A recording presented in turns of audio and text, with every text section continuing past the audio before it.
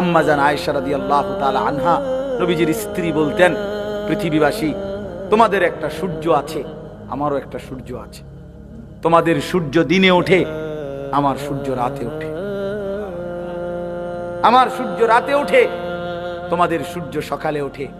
আমার সূর্য রাত এসার পরে আমার ঘরে ওঠে, আমার কামরায় ওঠে। সেই সূর্য আমার প্রিয় রাসূল, আমার স্বামী, আমার নবী সাল্লাল্লাহু আলাইহি ওয়াসাল্লাম।